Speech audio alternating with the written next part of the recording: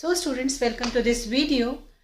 DLED course के Edu 01 means child development and the learning process की इस series में आज हम बात करेंगे what are the main factors that affect the development of a child. कौन कौन से ऐसे कारक हैं जो बाल विकास को अफेक्ट करते हैं. And first and foremost important factor that affects the child development is the heredity. वंशानुक्रम एक सबसे बड़ा कारक है जो एक बालक के विकास को अफेक्ट करता है. And today we are going to discuss about the same topic, that is heredity. So students, beginning with the basis of child development and factors affecting it, let us come to know about Vanshanukram, that is heredity. This is one of the important and major factors that affects the development of a child. Scientifically, heredity एक biological concept है और ये genetics के principles के ऊपर based रहता है.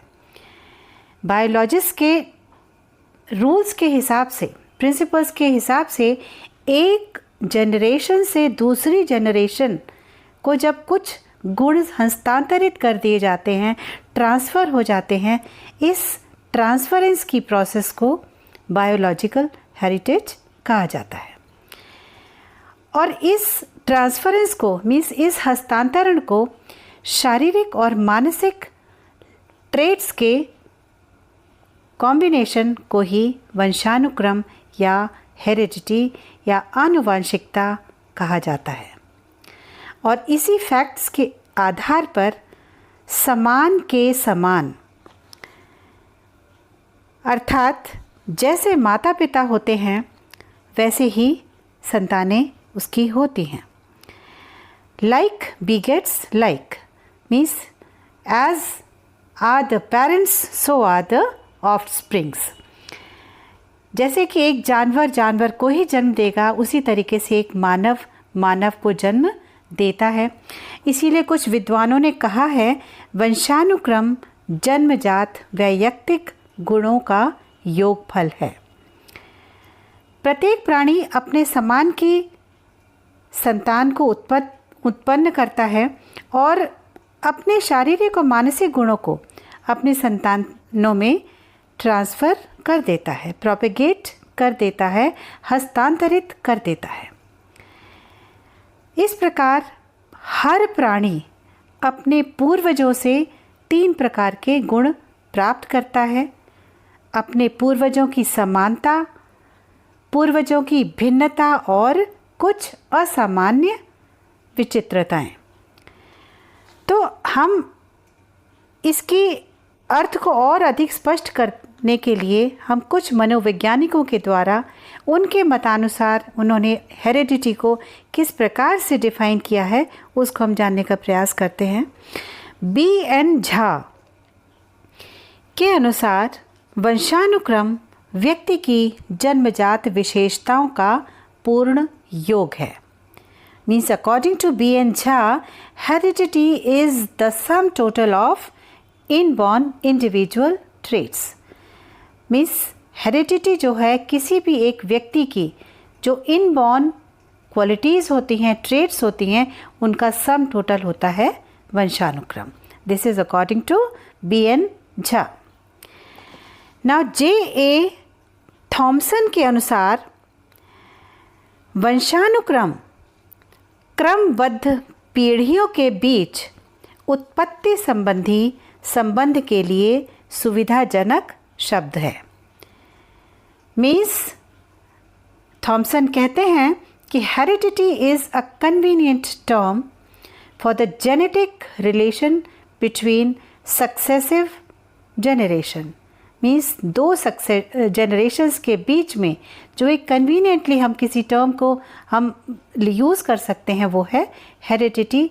उससे हमें पता पड़ता है कि इस जनरेशन से दूसरी जनरेशन में क्या संबंध है या कौन से ऐसे ट्रेट्स हैं जो यहाँ से वहाँ गए. Now according to H.A. Peterson वंशानुक्रम को इस प्रकार परिभाषित किया जा सकता है कि व्यक्ति अपने माता पिता के माध्यम से पूर्वजों के जो भी गुण प्राप्त करता है वही वंशानुक्रम कहलाता है। Means heredity may be defined as what one gets from his ancestral stock through his parents. Means parents के माध्यम से, अपने जो माता पिता के माध्यम से जो पूर्वजों के जो भी गुण एक व्यक्ति प्राप्त करता है उसी को वंशानुक्रम कहा जाता है। एंड ये कथन कहा गया है H.A. पीटरसन के द्वारा। नाउ अकॉर्डिंग टू वुडवर्थ, वंशानुक्रम में वे सभी बातें आ जाती हैं जो जीवन का आरंभ करते समय व्यक्ति में उपस्थित थी। ये जन्म के समय नहीं बल्कि गर्भाधान के समय, जन्म से लगभग 9 माह पूर्व व्यक्ति में पैदा होते हैं। तो वुडवर्थ ये कहते हैं कि heredity is covering all the factors that were present in the individual when he began life, not at the birth but at the time of conception, about 9 months before the birth. Means वो सभी बातें एक बालक के अंदर आती हैं जो जन्म के समय ही नहीं थी बल्कि जन्म से 9 महीने पहले, जबकि वो माँ के गर्भ में बच्चा आ गया था, तभी से वो उसकी जो गुण थे, उसकी जो क्वालिटीज़ थी, वो सारी की सारी एक व्यक्ति के अंदर आ जाती हैं at the time when he is born. Now according to Douglas and Holland, माता पिता या अन्य पूर्वज या प्रजाति से प्राप्त समस्त शारीरिक रचनाएं, विशेषताएं, क्रियाएं या क्षमताएं व्यक्ति के वंशानुक्रम में सम्मिलित रहती हैं। Means according to Douglas and Holland, one's heredity consists of all structures, physical characteristics, functions or capacities derived from parents, other ancestors or species. Means ये सारी की सारी जो माता पिता या उनके पूर्वजों से जितनी भी प्राप्त जो फिज़िकल अपीयरेंसेस होती हैं, रचनाएं होती हैं, विशेषताएं होती हैं या क्रियाएं या कैपेसिटीज़ होती हैं, वो सभी हेरिडिटी के अंतर्गत हम सम्मिलित करते हैं।